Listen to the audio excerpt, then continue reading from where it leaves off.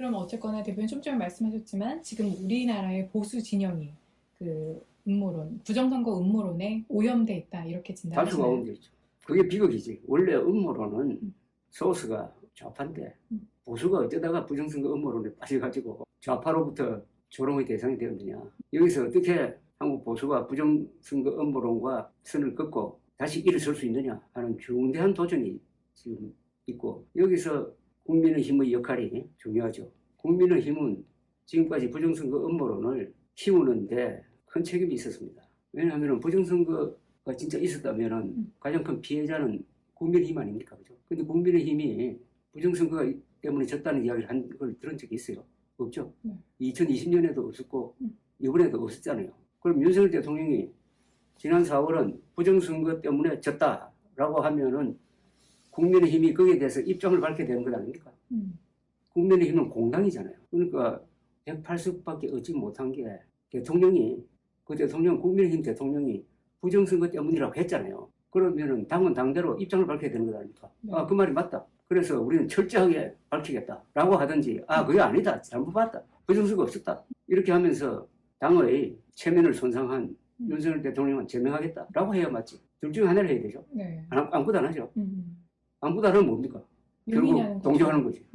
동조하는 거잖아요. 네. 그러니까 부정선거 음모론을 이렇게 키운 두 번째 책임은 국민의힘이에요. 지금도 밝히고 있지 않다면 이건 공당이 아니라 이건 패거리입니다. 패거리.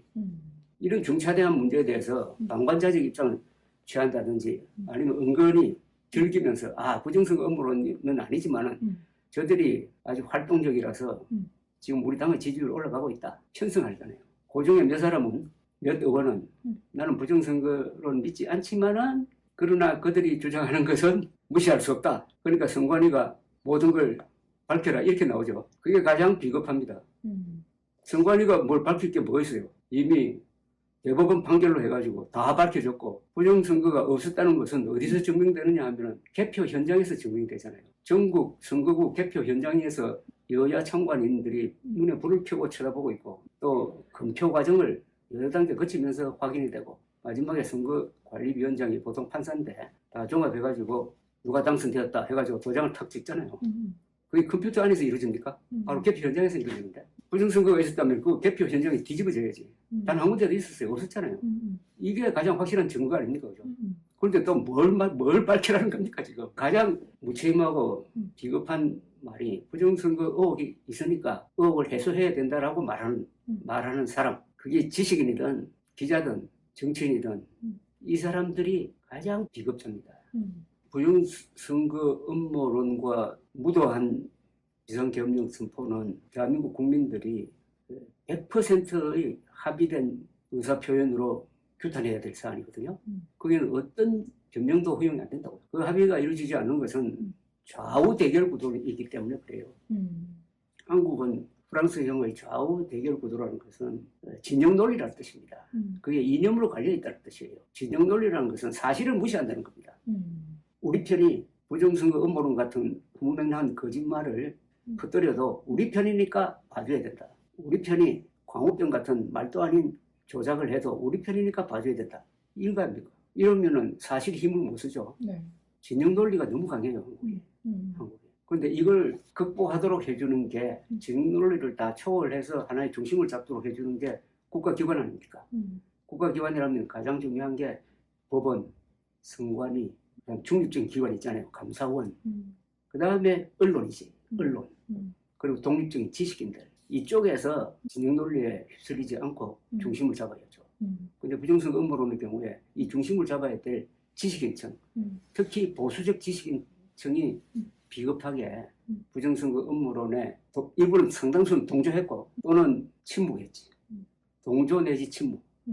특히 언론이 2020년부터 이거는 말이 안 된다. 이게 계속 퍼지면은 이게 한국의 민주주의를 해친다 해가지고 조목조목 반론을 제기했어야 되는데 그렇게 하지 않고 아주 소수의, 그 사람들이 아주 어려운 사람들입니다. 그런 사람들이 부정선거 음모론과 싸웠다고. 감사원이나 이런 기관이 나서서 조금 더 이 음모론에 대해서 나서야 될 필요가 있을까요? 우리 사회가 근데 이 경우에는 바로 재판으로 갔기 때문에 감사원이 나설 필요가 없고 대법원에서 확실하게 판단을 했거든요. 2022년 여름에 너무나 친절하게 조사를 해가지고 부정선거 음모론자들이 주장했던 거를 전부 다 아마 수백 가지가 될 거예요. 그걸 또 친절하게 해명을 했습니다. 그래서 대법원 판결문을 보면은 다 부정선거 없었다는 것을 알 수가 있는데 누가 그거 열심히 찾아봅니까? 노력도 안 하고 그러지. 그러니까 부정선거 음모론자들이 주장하는 뭐 지역적인 것은 다 부정이 됐어요. 그건 부정선거하고 아무 관계가 없다. 부정선거 음모론은 뭐 1%, 2% 가능성이 있는 게 아니라 완전히 제로입니다. 완벽한 거짓말입니다. 제로와 100%의 차이예요. 그런데 부정선거 의혹이라고 하는 순간부터 그런 새빨간 거짓말을 한 40%, 50% 정도 인정해 주는 겁니다. 그래서 부정선거 의혹이라고 쓰면은 절대로 안 됩니다. 그것은 거짓말을 키웁니다. 태양이 동쪽에서 뜬 사람과 동쪽에서 떴다고 주장하는 사람이 50%고 서쪽에서 떴다는 주장하는 사람이 50%다라고 보도하는 건 마찬가지입니다. 그런 양비로는 안 됩니다. 저는 이 부정선거 음모론의 배수가 된 윤석열 대통령을 이번에 형사 재판에서 또는 탄핵 재판에서 이게 어떤 식으로 반영될지는 모르지만 그가 부정선거가 있어가지고 계엄령을 폈다고 하니까 이번 재판 과정을 통해서 확실하게 이것을 밝혀야 됩니다. 아마 그런 판결이 나올 거라고 난 기대를 합니다. 그리고 지금 부정선거 없다는 걸 알면서도 돈벌이를 위한 수단으로 지금 유튜브를 통해서 계속 선전하는 사람들 있잖아요. 네. 그 사람들 형사처벌해야 됩니다. 이거 언론 자유라고 봐주면 안 됩니다. 자유를 파괴하는 자유입니다. 이건. 어떤 나라, 어떤 민주주의 국가의 가장 근간이 되는 선거 제도를 부정하는 거 아닙니까? 공정한 선거 제도를 부정한 제도라고 욕하는 그 행위 자체가 부정선거거든요. 이런 사람들에게는 엄중한 형사적 처벌이 있어야 돼요. 이게 국기문란입니다. 민주주의의 최고의 기준인 선거의 공정성을 해치는 자들이니까 공직선거법에도 아마 자유선거를 뭐 방해하는 사람을 처벌할 수 있는 기준이 있을 거예요. 이걸 적용하든지 법을 만들든지 해가지고 그 다음에는 이 국민의힘이 빨리 여기에 대해서 입장을 밝혀야 됩니다. 이거는 굉장히 큰 문제니까 교육을 통해서 어떻게 하면은 이런 음모론에 넘어가지 않을 것이냐 하는 교육을 해야 됩니다. 전 국민적 교육을 해야 돼요. 특히 학교에서 교육을 해야 됩니다. 저 부정선거 음모론과 같은 페이크 뉴스에 어떻게 넘어가지 않을 것이냐 하는 그 다음에 부정선거 음모론이 주로 유튜브에서 많이 생산되니까 네. 유튜브에 요구를 해야 됩니다. 부정선거 음모론 영상을 다 내려라. 씻지 마라. 요구해야 됩니다. 전례가 있어요. 2020년 트럼프 세력이 계속 부정선거 음모론을 띄우니까 어디서 항의했는지는 잘 모르겠는데 하여튼 유튜브가 다 내리라고 그랬습니다. 다 내리라고 그런 적이 있어요. 그거하고 똑같은 거 아닙니까 지금? 그거보다 훨씬 더 심하거든 우리는. 그러니까 이게 대한민국을 대표하는 국가기관에서 하든지 해가지고 그러게 되면 이제 부정선거 음모론으로 돈을 벌 기반이 없어지잖아요. 굉장히 좋은 효과적인 대책이 될 거예요. 네. 이게 결국은 하나의 생태계를 이루고 있잖아요. 돈벌이 수단이 돼 있으니까. 그 끝으로 보수가 우리 사회의 보수가 나아가야 방향, 또 가치 어디에 중심이 다시 가야 된다. 어떻게 평가하십니까?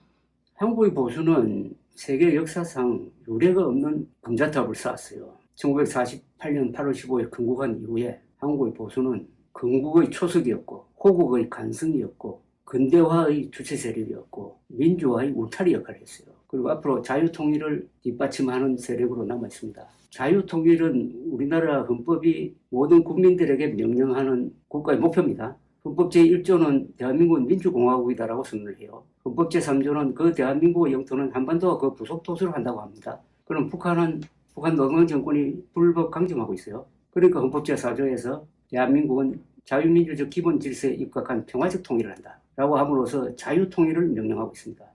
1조, 3조, 4조를 합치면은 대한민국의 목표는 평화적 자유통일이에요. 그리하여 한반도 전체를 민주공화국으로 만드는 겁니다. 이 주도 세력이 보수 세력입니다. 또 이걸 가능하게 하도록 그동안에 부국 강병 노선과 그다음에 민주화 이걸 다 한국 보수 세력이 이루어 놓은 거예요. 좌파는 우리 역사에서 손님이고 주인공은 보수라고. 그런데 보수가 음모론에 빠져가지고 이런 행동하면 되겠습니까? 음모론에 빠진 보수는 선배들을 욕보이는 겁니다. 그 다음에 한국 보수 세력이 이룩한 것은 위대한 문명 건설 아닙니까? 문명이라는 것은 좋은 제도를 의미하는 거거든요. 좋은 제도, 우리가 누리는 좋은 제도 중에서 윤석열 대통령이 2개를 파괴를 했습니다. 의료 시스템, 세계 최고의 의료 시스템을 무지막지한 의과대학 정원 2,000명 늘리기로 뒤흔들어 가지고 일대 위기에 몰아넣고 세계적 강군 대한민국의 국군을 윤석열 대통령 표현에 의하면은 경고용 계엄령 그렇죠? 아니 군대가 야당 급주는데 동원되면 됩니까? 적군과 싸우는데 동원돼야지. 야당 급주는데 왜 군대를 동원합니까? 그래서 지금 군 지휘부가 완전히 쑥대밭이 됐잖아요.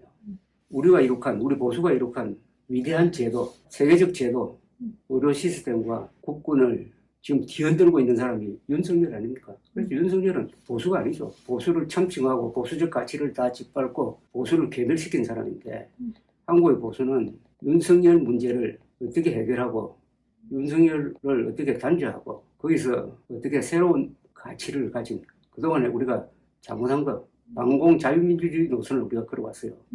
그러나 반공주의로 가면 안 되거든. 반공 자유민주주의를 균형 있게 발전시키면서 공정, 자율, 특히 그중에 공정 이런 걸 수용해가지고 다시 젊어지는 그런 계기로 삼을 수 있으면은 전화위복이 될 수 있는데 결정적 걸림돌은 부정선거 음모. 여기서 헤어나지 못하면은 한국의 보수는 앞으로 100년 지나도 재집권하기 어려울 거예요. 1년의 혼란스러운 사태 속에서 대표님이 모신 희망적인 메시지, 희망적인 모습도 있었을까요? 있죠. 그건 현재까지는 법원 난동이 있었지만 그래도 평화적으로 우리가 만든 법의 테두리 안에서 헌법적으로 문제 해결이 진행되고 있습니다. 거의 100% 만족하는 사람은 없죠. 그럼 100% 만족은 불가능합니다. 그러나 늦지만 혼란스럽지만 그쪽으로 가고 있어요. 헌법재판소가 작동하고 있고 또 언론의 견제와 비판이 이루어지고 또 국민 여론도 한쪽으로 확 쏠렸다가 또 어떻게 보면 또 돌아오는 그런 균형도 있는 것 같고 그러니까 계엄 실패 직후에 근데 그 여론 구조가 한 9대1 정도로 이재명 민주당이 압도하는 그런 여론 구조가 한때 형성됐잖아요. 그러니까 혁명사령부 같은 역할을 했잖아요. 그게 대한 반발이 생긴 거 아닙니까? 그러니까 이게 다시 이렇게 기울었던 배가 중심 잡기 위해서 이렇게 우회전하고 있잖아요. 이게 또 확 가면 또 이렇게 될 거예요. 이렇게 되는 거지. 시계추처럼 여론이 왼쪽, 오른쪽 이게 건강한 거거든요. 그런 균형을 회복하는 어떤 힘이 있어요. 그러니까 균형이 제일 중요하거든요. 균형이 무너지면 한쪽으로 엎어져 버립니다. 왼쪽으로 엎어져도 문제고 오른쪽으로 엎어져도 문제지. 그래서 기본적으로 한국은 아직도 문제를 스스로 법으로 해결할 수 있는 능력을 보여주고 있다. 그걸 뒷받침하는 경제력도 있고 또 국민들의 삶의 세계가 있는 거고 또 한국 사람들이 다 교육을 잘 받았고 그런 점이 있는데 그러나 이거는 여러 사람들이 노력을 해요.